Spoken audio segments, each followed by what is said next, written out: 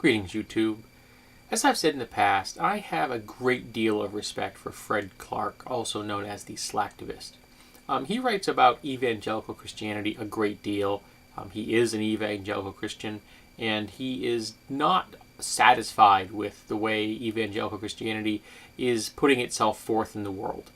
And he would prefer that if it would take a much more liberal, reasoned stance on most, if pretty much all issues.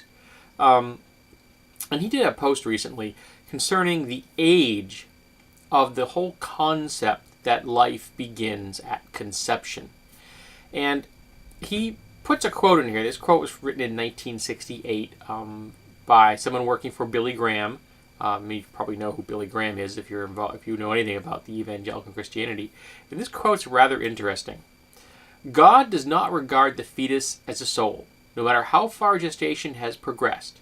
The law, capital L, plainly exacts, if a man kills any human life, he will be put to death. Leviticus 24:17. But according to Exodus 21:22-24, the destruction of the fetus is not a capital offense. Clearly, then, in contrast to the mother, the fetus is not reckoned as a soul.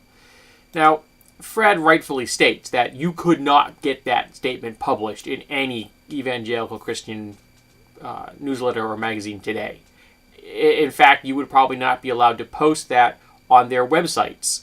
You would not be hired if someone knew you had made that statement and asked to be hired by that publication, even though that was published in Christianity Today in 1968.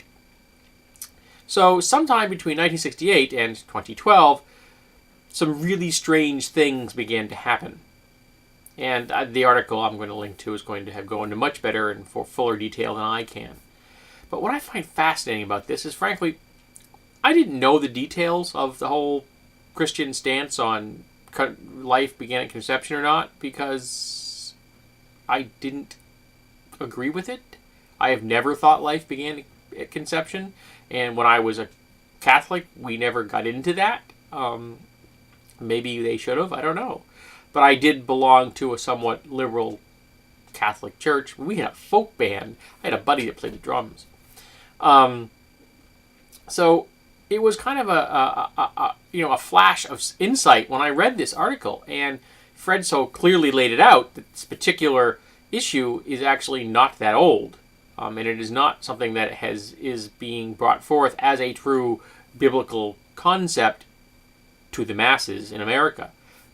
Which is really quite fascinating, because a lot of the people who are very staunchly anti-choice and are very much saying that life begins at conception believe in an inerrant Bible.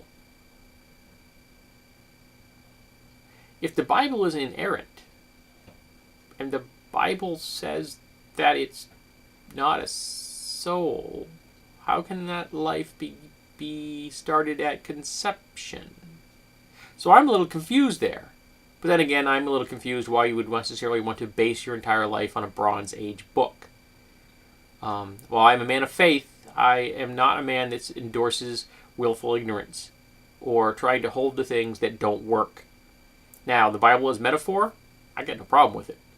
But as a guideline for medical help, history, or science, not so much. So I encourage you, go read the article. It's well worth your time. Fred makes some great points. There's a lot of information about how this process happened, changing the attitude between 68 and 2012, where somehow people looked into a book that hadn't changed and found something completely new and different.